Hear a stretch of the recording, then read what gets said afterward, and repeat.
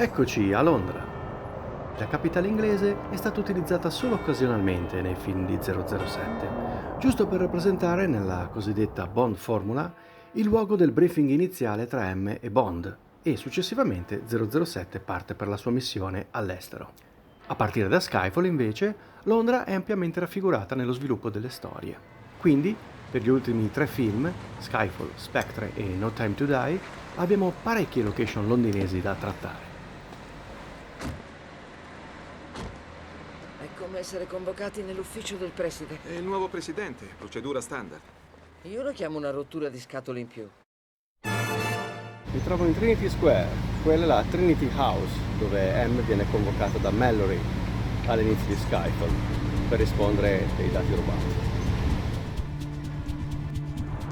In Skyfall vediamo Judi Dench arrivare in macchina da questa parte per curvare poi laggiù a sinistra e vedere il suo ufficio esplodere miseramente. Che cos'è?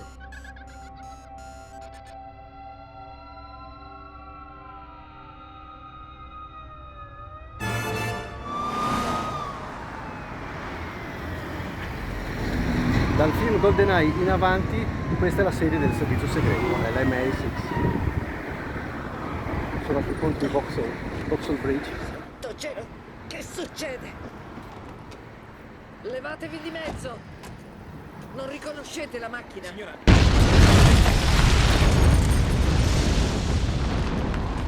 Lungo il ponte M si ferma per vedere esplodere il suo ufficio in Skyfall. Ma vediamo questo edificio in tutti i film, da GoldenEye in poi, con inquadrature diverse, di giorno, di notte, ma è sempre questo.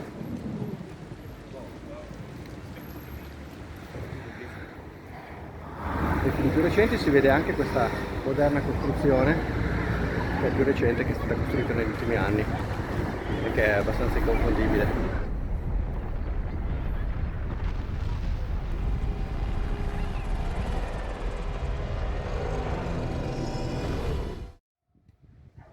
Mi trovo davanti al numero 82 di Cadogan Square. Questa era la casa di John Barry, ma fu anche utilizzata in Skyfall come l'abitazione privata di M, dove Bond fa un'improvvisata in una notte buia e tempestosa.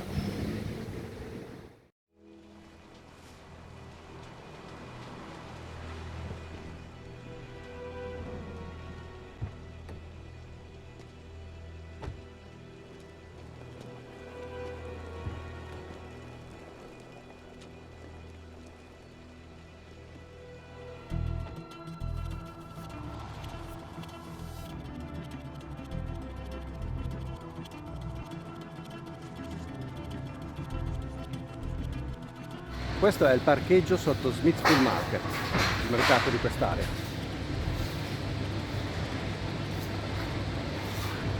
Ed è la nuova sede dell'MI6 dopo l'esplosione causata da Silva in Skyfall.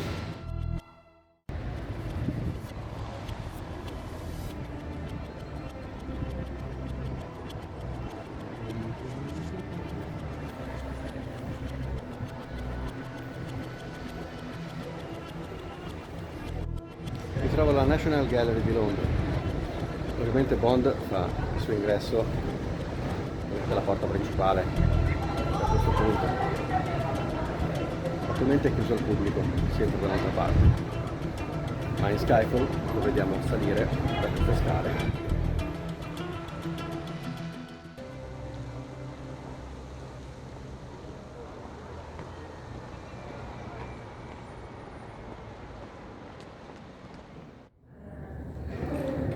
Ecco il quadro di Turner.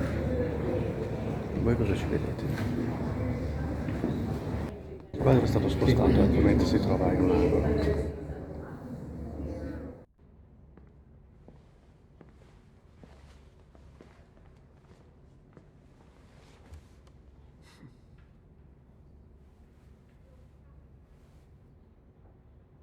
Mi dà sempre una certa malinconia. Una grandiosa nave da guerra trainata ingloriosamente alla demolizione. L'ineluttabilità del tempo, ti pare? Tu cosa vedi? Tanta acqua e una barca. Mi scusi. 007. Sono il nuovo addetto all'approvvigionamento. Stai scherzando, spero. Mi trovo alla National Gallery, nella stanza numero 34.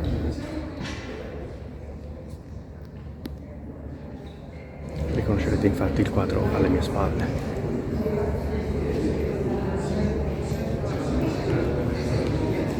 Sto guardando un quadro particolare. Ditemi un po' anche voi, che cosa vi fa venire in mente?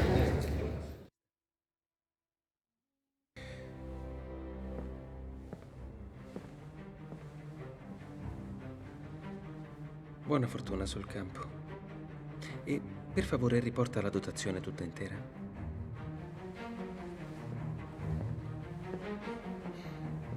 Il mondo nuovo. Come spesso accade nel mondo del cinema e come abbiamo già visto succedere ad esempio in GoldenEye in un'apposita puntata, un'ambientazione londinese viene utilizzata per raffigurare quello che nel film rappresenta un altro posto.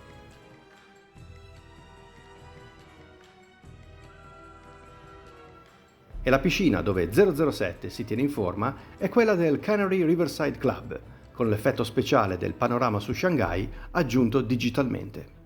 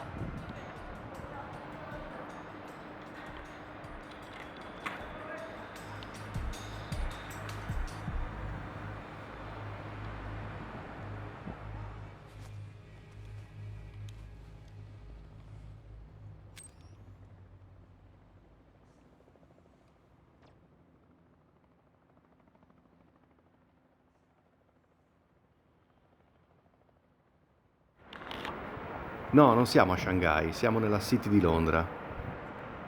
E questa è la Broadgate Tower, ovvero il palazzo dove Bond insegue Patrice fino all'ascensore.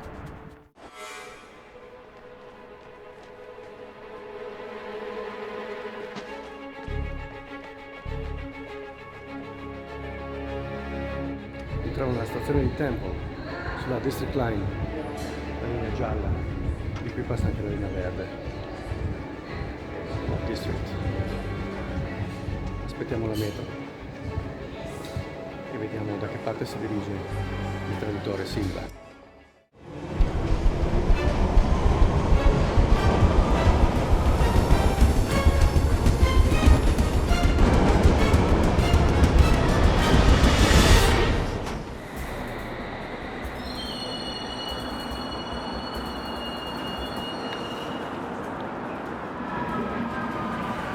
Per poter scivolare hanno tolto questi ostacoli, messi apposta per evitare che la gente faccia lo scivolo. Vediamo Silva uscire da questo cancello.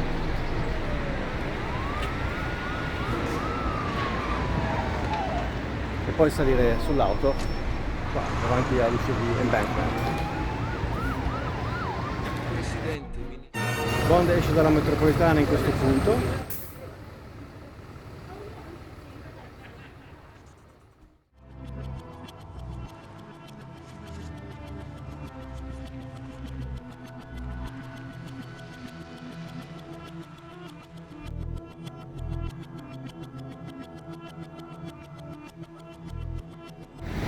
Scusate, molto controluce, ma Bond corre in mezzo alla strada proprio in questo punto.